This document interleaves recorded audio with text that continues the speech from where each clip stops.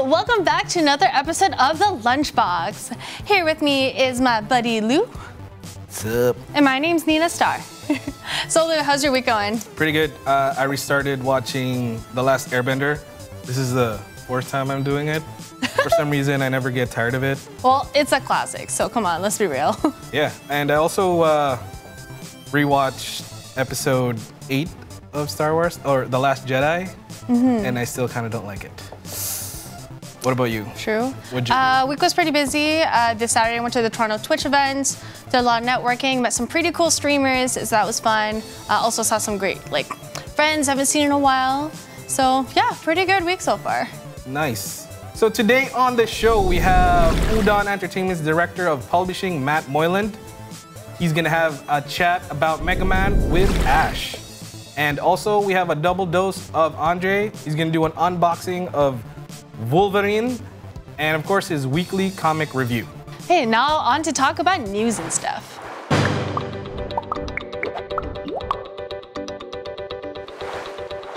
So let's kick it off with a bit of gaming news. So this week from August 20th to 25th is the International Dota 2 Championships. Nice. Honestly, this is like the biggest Dota 2 tournament in the world. Biggest prize. Well, at least I think so. Right? Yeah, currently the biggest prize pool in esports history. The prize pool is set to over $24 million. What's the first place guy? First place is just a little bit above 10 million. Wow. That Insane. means even like the last place should have, it's like, I think I read somewhere where it's like the 16th or 18th place still has like about 60,000. Yeah, I believe the 18th place is $61,000 for the prize pool, but dude. That's a lot of money. Oh yeah. Woof. But obviously only the top Dota teams will be competing, so be sure to stay tuned for that. So the tournament will be taking place at the Rogers Arena out in BC in Vancouver. This is worldwide, right? Like teams from around the world are coming? Yeah, for 24,000, for a 24 million prize pool, hell yeah, people will be flying out. Doesn't the team from the Philippines do good in this tournament? I don't know. Do you know their name? No, but I was talking with Andrew earlier, and he's like, yeah. It's like the Philippines usually does pretty good in these things. I was like, okay. All right, well, we'll see. Anyway, let's move on to some movie news. Well, I guess you all heard that Carrie Fisher is coming back as Princess or General Leia for episode 9. As you all know, she did die in real life, but with permission from her family, they're gonna use some footage from the first two the new ones that they did, and they're gonna recreate or make a script around her so that she can be in the new one. How do you feel about that? I mean, using people already deceased. And I mean, I feel like Star Wars is a pretty big franchise in itself. Yeah. I'm sure they have it written into their contract that if something does happen, some tragedy, and they are deceased, I'm sure that it was probably within their contract that they're able to use the footage to repurpose it for repurpose or even air. But I think the main thing is the family gives their blessing to continue with it. So what are your thoughts? To me, it's like, I'm kind of yes and no, because as a Star Wars fan, you're kind of, yes, Princess Leia is still gonna be on the next one, but then another part of me is like, she's dead, maybe just keep her dead. So I'm kind of torn, but either way, I'm excited that she'll be in the new one. Yeah. Yes. So moving on, let's talk about Fan Expo.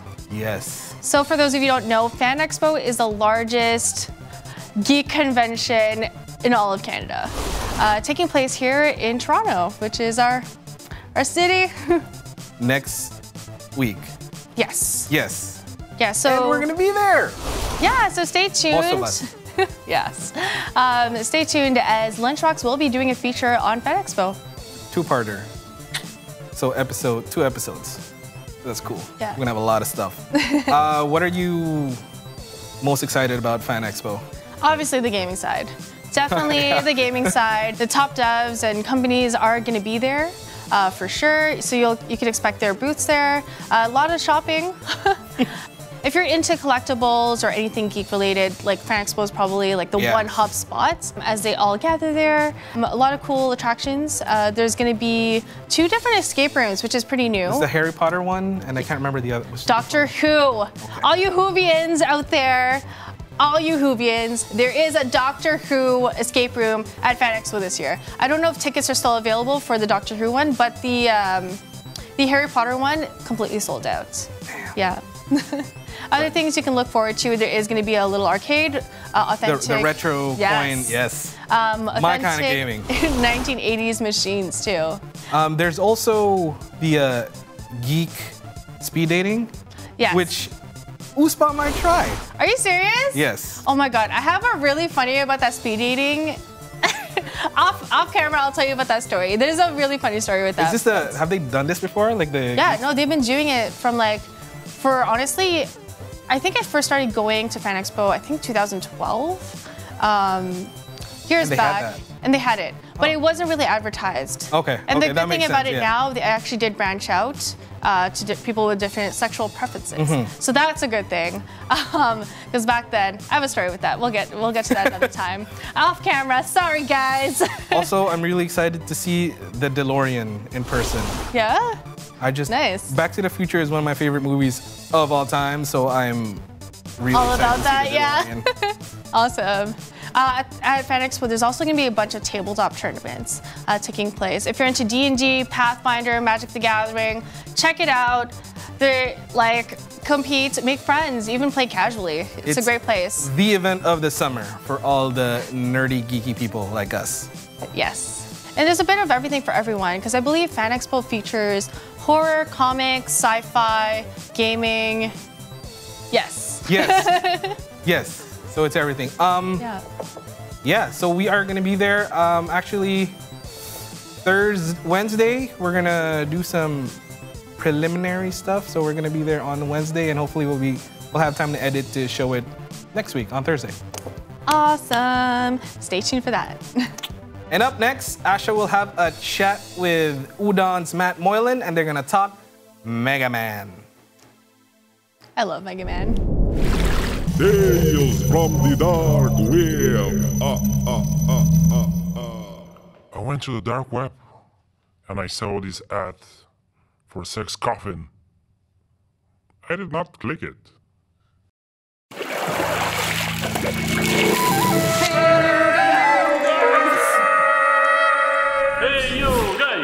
Hey you guys!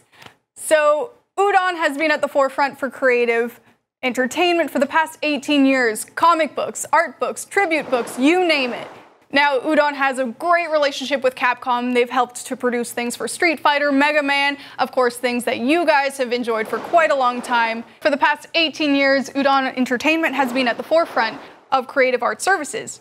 From comic books to video games to role-playing games, manga, and art books, Udon has worked with the biggest companies in business. But most noteworthy is their long partnership with Capcom, where Udon has been the driving force behind the popular Street Fighter comic series.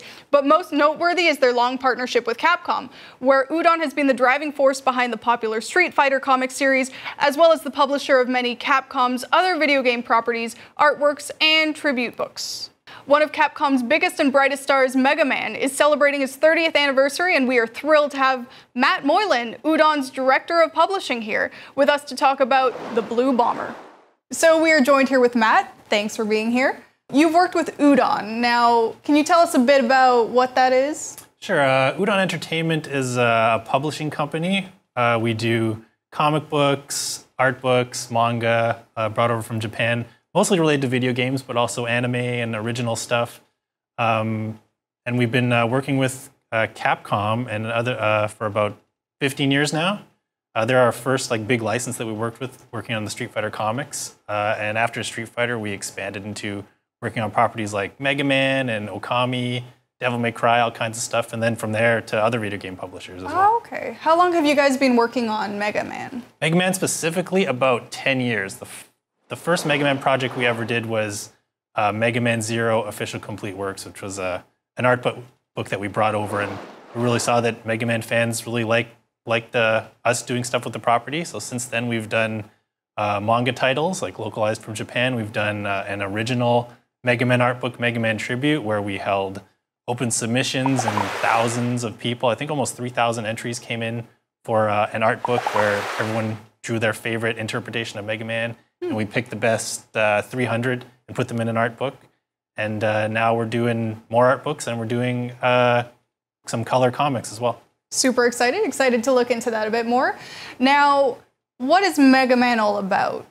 Mega Man, well, the games are pretty straightforward. It's sort of the ultimate platformer, jumping on stuff, run and shoot game. And the story of the games is pretty simple. Usually bad stuff happens. There's an evil scientist who takes control of robots and sends them up against Mega Man. As over the years, it's expanded more to more of a, the story of robot rights and things like that. The games focus a lot on getting stronger. Like Mega Man himself, he starts out as just a guy with an arm cannon who can shoot energy balls. But as you go through the game, you defeat bosses and you get new powers. Use those powers to defeat the harder bosses and get more powers. And even throughout the games, as they go on over the years, Mega Man gets more abilities, or gets more in the spin-off games. He gets things like armor, things like that. So the whole series is really about getting stronger. Now, of course, we have Mega Man coming up on its 30th anniversary. What makes Mega Man a timeless classic? Why is he being so popular for so long?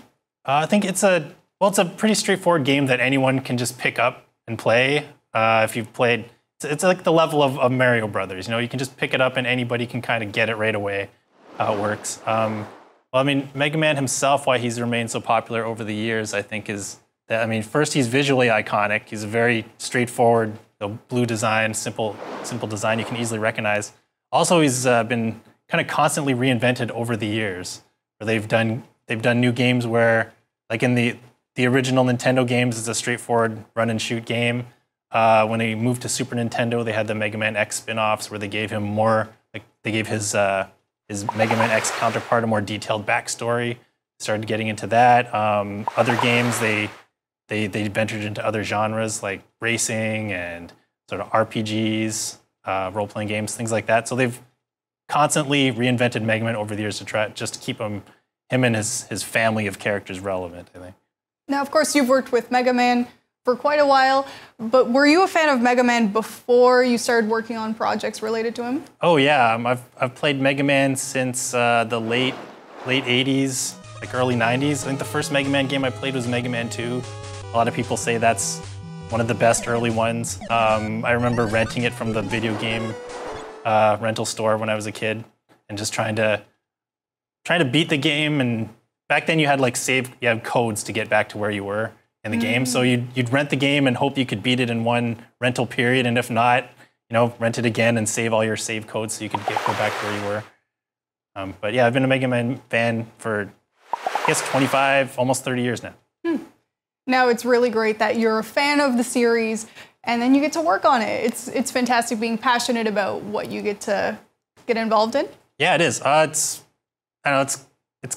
I think some of my relatives don't think I have a real job, because I get to have fun every day working on these properties. But yeah, no, it's definitely great to work on something that you enjoy, for sure. Work with properties and characters that you like. So Udon is currently releasing the Mega Man Master Mix. Now I'm curious, what is that all about? Master Mix is a new color version of the Japanese manga series by Hitoshi Ariga, sort of considered like the best story take on Mega Man. We published it previously in black and white, but some people just not into black and white comics, or maybe they're not into the manga format. So we've repackaged it into more of a standard American comic book format, colorized all the artwork, working with Ariga Sensei. He's been approving all of our colors and just giving a new sort of format to one of the best Mega Man stories out there. Oh, okay. I know a lot of people prefer comic books. Colors may be more interesting to other people, so that's quite an interesting idea. For Mega Man Master Mix, what's the story about? Master Mix really focuses a lot on robot rights. Like it's in the future. Humans have created all sorts of artificial, beings to help them out, whether they're like construction robots or military robots or just underwater robots, all kinds of things. And it's really debating like what kind of rights do these beings deserve now. It initially starts off, some of the robots are rebelling against humans because we deserve to be totally free. And it's interesting, the take. A lot of the robot characters some of them are like totally evil. I just want to destroy stuff. But some of them are really nuanced. Like, I want to be free, but I don't want to hurt anybody. So how do I get my freedom? Or even Mega Man himself, he asks his creator, I want to stop these guys from destroying stuff. Can you turn me into a fighting robot? But he hates fighting. It's the thing that he hates most. So he always tries to find a different way before he ends up having to fight any of these characters. But I think it's a really interesting take on some issues that we might have to deal with soon, in the real world. That's true. That is a topic that a lot of people are debating. Are AI going to turn rogue, destroy everything, that kind of thing? I'm definitely very interested to look into that more. Oh, you guys have helped produce quite a few art books. Now, how do you guys decide what goes into the art books? Well, some of them are localized books from Japan, so we try to keep them as true to the original Japanese version as possible. Really go over the text and make sure we're saying what the original creators wanted to say about the artwork. When we did the Mega Man tribute book, we just tried to find a really great variety of artwork, different takes on Mega Man, different art styles, and also sort of people doing different characters. Not just everyone just drawing Mega Man himself. There's Mega Man has been in over 100 video games. There are hundreds and hundreds of characters for the series, so we wanted to have some variety for sure. But we really look for just people capturing the spirit of Mega Man when we look for what artwork we're using. All right, so we have the Mega Man Legacy Collection 1 and 2 already being released, but we also have number 11 coming up soon. What do you think we can expect from that? It's Mega Man 11 is the first new Mega Man core game and Mega Man game at all in almost close to a decade now, and it's actually his first graphical upgrade in like 20 years. Like the first time they've really updated him for modern consoles, doing a 2.5D type platformer. It's good. I think it's going to be great. There's a whole bunch of new robot masters. I've even heard some young people talking about it. I think Mega Man appearing in Smash Brothers did a lot for the new generation, getting to know the character recently. And Udon's actually helping out with a lot of the Mega Man projects lately. We've done a whole bunch of promotional artwork for the Legacy collections and for Mega Man 11 as well. One of our artists, Jeffrey Chamba Cruz, he's from Australia, and he's done I'm pretty sure almost all of our Mega Man stuff so far, and they really like him at Capcom, so we'll keep doing more, I hope. And you guys can catch that on any platform. So besides comics and art books, what else has Udon helped to create? Well, we do, books is what we're most known for, but now we're also expanding into merchandise, especially with Capcom. We've done, for Street Fighter and for Mega Man, we've done posters and pins and some other things. The pins are really cool, something we've been selling at conventions lately, and actually this year we sold out of almost everything at San Diego Comic-Con pin-wise, so that seems to be the new hot thing. So we're going to keep doing more stuff like that. Pins are definitely popular. I've got a huge collection of them at home. Well, thank you so much for joining us, Matt. No problem. And can you tell us where to find more about Udon? Sure, you can find Udon at udonentertainment.com, and we're on all kinds of social media, Instagram, Facebook, and Twitter at just look up Udon Entertainment or sometimes Udon Ent, and you'll find us, no problem. Read the art books, comics. Tales from the dark web. Okay, this one time on the dark web, I was looking for finger clipping tutorials, but it turns out it was actually clipping fingers. Oh my god.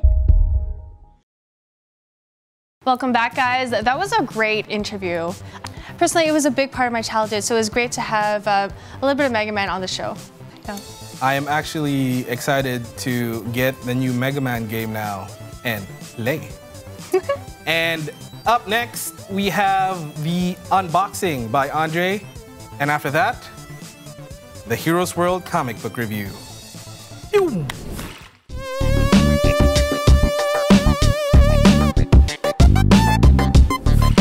Hello and welcome to the Lunchbox. I'm Andre Greenidge, and today I'm going to be opening up Sideshow Collectibles premium format Wolverine statue. This is one heck of a statue, and the Canadian superhero has never looked better. Let's unbox this beast. So here we have the box, and you can see it has got Wolverine's signature tree claws right there at the front. Sideshow does a beautiful job on their packaging, and we have the name of the character on the top. Underneath the box, we have numbering. These statues are limited, so you know when you're buying this, you are getting a limited item, and it's going to be numbered to the according production line. These are hand-painted polystone statues, and they are absolutely beautiful. I'm gonna sink right in here, folks. I'm gonna get us in to take a closer look at the beauty that Sideshow does. Like I mentioned before, these are all hand-painted, and they are a sight.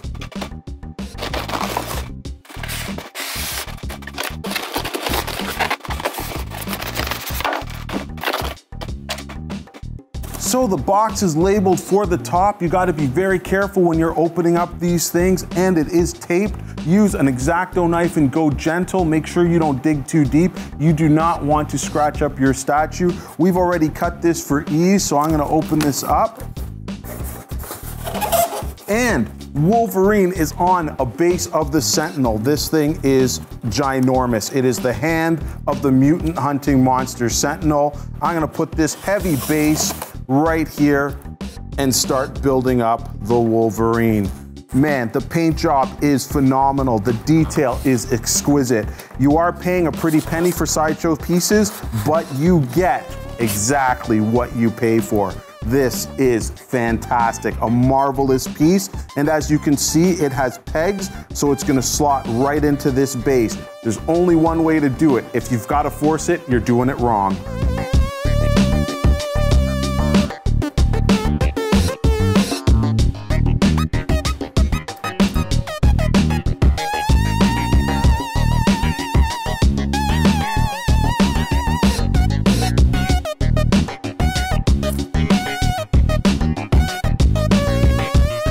We've got our Canadian mutant of feralness with his healing factor, a beautiful head sculpt, and Sideshow is known to do magnets to magnetize that head. Perfect. Goes in smooth, and we have got his signature clawed hands.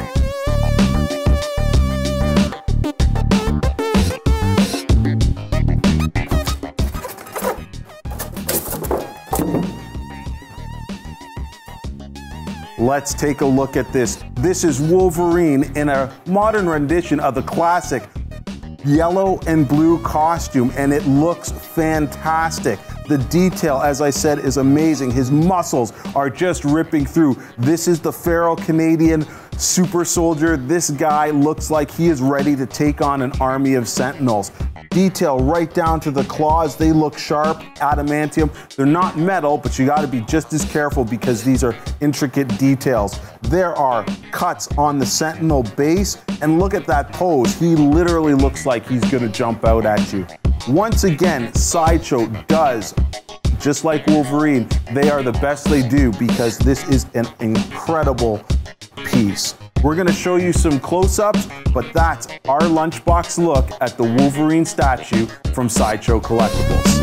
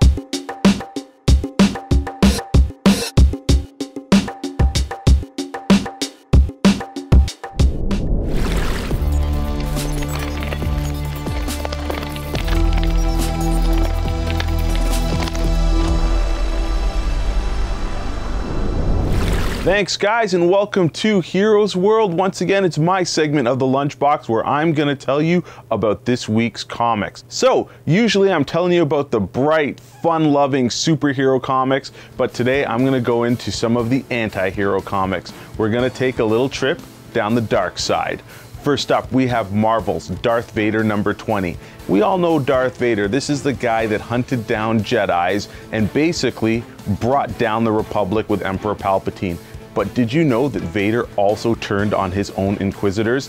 That's right, in this episode we see Vader hunting down people that he works for, that he's trained, because he doesn't believe they are following his cause. Vader is an absolute badass, and if you want to see him in his full prime, his full glory, check out the Darth Vader series by Marvel Comics. You're Aphrodite 5, an artificially created being whose sole purpose is to kill. But you want a new mission. You want a new lot in life. Who do you turn to? You turn to Carver. In Image Comics Aphrodite 5, we are following Aphrodite, who is going to try and get a new life, but she has to protect Carver, a billionaire, super smart guy who is trying to undo the sins of his father. In Aphrodite number 2, we find out that his father is responsible for the creation of Basilisk, a cybercomputer god, and his techno cult is going out for revenge to stop him. Now, Aphrodite thinks her only mission is to save Carver, who in turn can help save her. Great series, wonderful art, but boy, is it violent as Aphrodite does what she does best and what she's programmed to do, and that's to take down bad guys. Check this book out from Image Comics. The Punisher returns to Marvel Comics in this new number 1, and this time he is setting his sights on bigger prey. We know Frank Castle is usually down with hunting your common criminals, your mafia, your drug dealers, but now he is going after Hydra and Baron Zemo. That's right, after donning the War Machine armor in the previous series, he's really got a taste to go after the bigger fish, and nothing is going to stop Frank Castle in this new series called World War Frank. This book is dark, not for the lighthearted, and I tell you, the Punisher is using every weapon and every tool at his disposal to stop this new threat. Check out The Punisher number 1 from Marvel Comics. If you're a fan of the Kick-Ass movies, you no doubt loved Hit Girl. And in the latest installment, Hit Girl number 7, we find the little killer in Canada.